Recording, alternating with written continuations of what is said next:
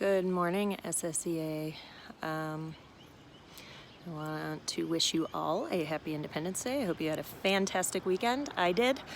Thank you for your patience, those of you who reached out and didn't get a response yet. I'm working on the blanket response, and I hope you know that many of you are engaged and questioning what's going on, which you should be. I was able to reach out to a few people about the contracts that came out. That wasn't the plan. As I understood it, we were sending out a letter of intent to everyone. And then at the board meeting, that changed without any conversation with me, and those contracts were sent out. So far, you have documentation that says we're using the 1920 salary schedule pending negotiations. So as of now, we feel like you can go ahead and sign those and send them back. You have 30 days to sign it. But we obviously don't want to push that deadline because it becomes void after that. So go ahead and sign them and send them back. We do still have the resolution that the board passed last Monday saying that all of those items are pending negotiations. It's annoying and frustrating. And we're not done yet. So to those of you who were all logged into the CBT meeting on Tuesday, thank you. We see you and we know you're there. We saw all those names. It's really awesome to see all those names on the screen. If you were on the live stream instead of the Zoom, thank you for being there. We don't get to see your names, but it's good to know you're there. I was getting text messages from members during this session and emails, which is awesome that you're engaged and you're asking questions and you're bringing things up, and please keep doing that. Same goes for all of you who reached out over the weekend. I hope you understand why you didn't get a response, being a holiday weekend, but hopefully I'm hitting that in a blanket way. So sign your contract and send it back. We're still fighting. If you watched the board or the CBT meeting or if you didn't, here's what's happening right now. We are still pushing towards a new salary schedule. That's been something that myself and previous bargaining teams have been working on for way too long for us to let that go right now.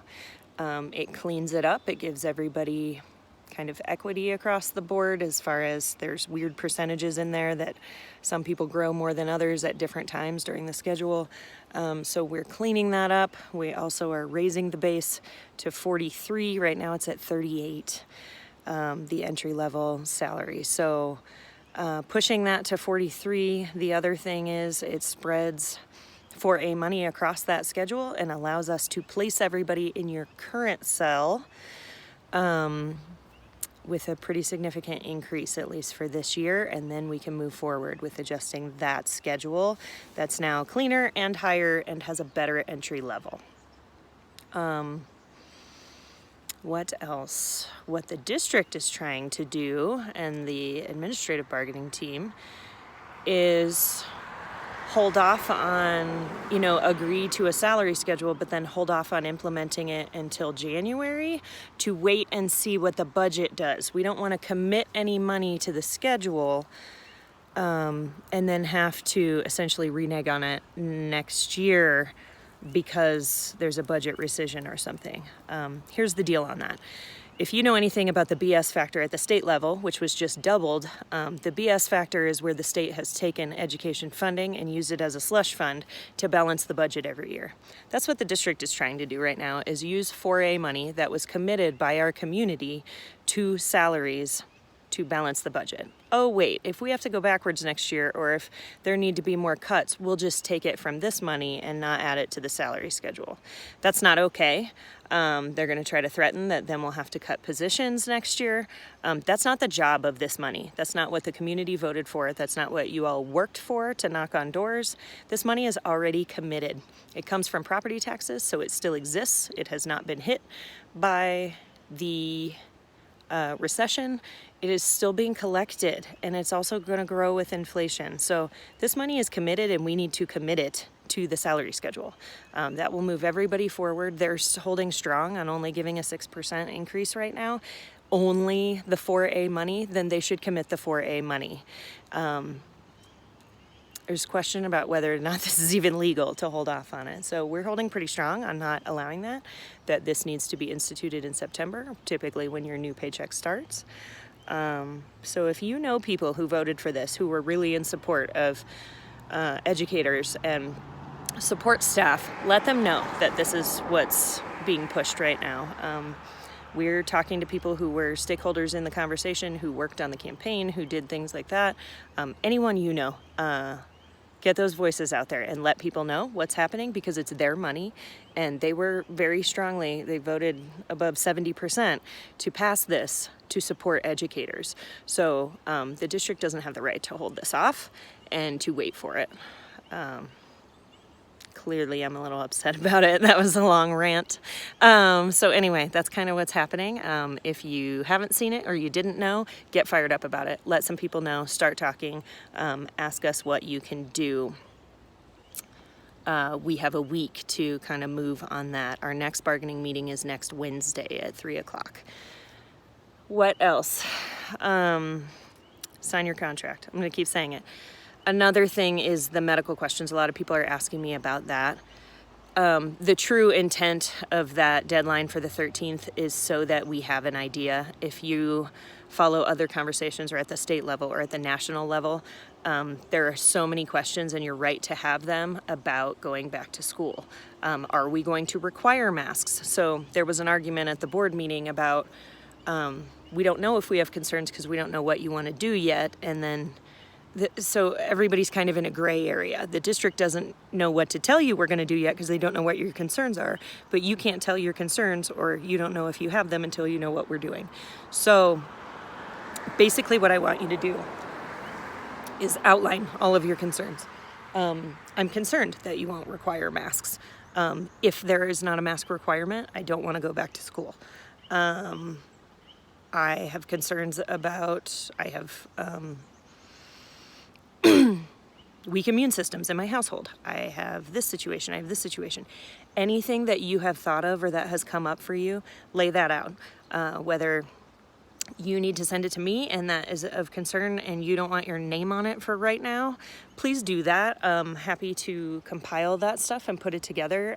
I'll put it in a chart and call you member number 1 and just list out so that we identify that these are all different people's concerns, but that they are, yes, concerns. But we really need to know that before we know what kind of structure we need to put in place.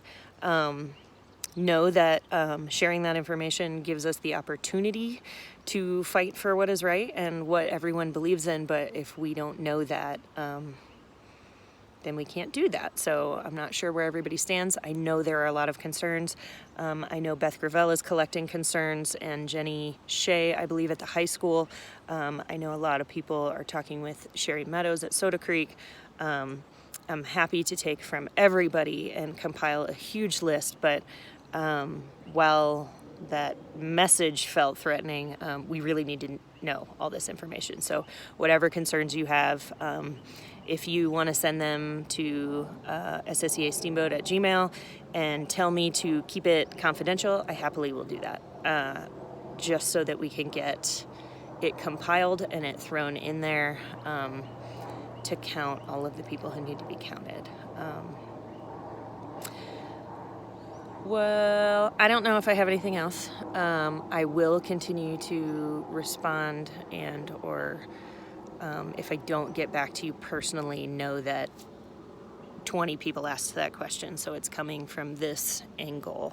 I appreciate you reaching out, but also allowing me to respond in this way, which respects my time as well. So thank you for all you're doing. The last thing, I still have blank petitions. I really need you to hand out petitions. Pam Carson's going to have one as of today. I know Nicole Ducret has one. Kathleen Huron has one. I believe Susie Grubin has one out on the West End. I am happy to sit somewhere and you can come to me. I will come to you. Many of you have made this work so far, so I really appreciate it. July 25th, I have to mail these things back. I still have 4 blank ones in my car. If you are able to, please take one and get signatures. Take it to happy hour. Take it around your neighborhood. Talk to people. 271 changes the tax structure so that the higher earners are paying higher taxes and kills those tax breaks that are killing us near the bottom. We pay more taxes on average. Initiative 306 is a lie. That one creates more tax breaks, but it sounds a lot like 271, and they're playing it that way to sell it this way.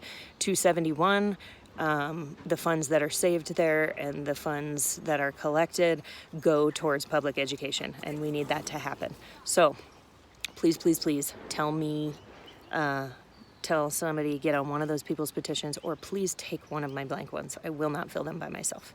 Thank you for all you do, and I will be talking to you soon.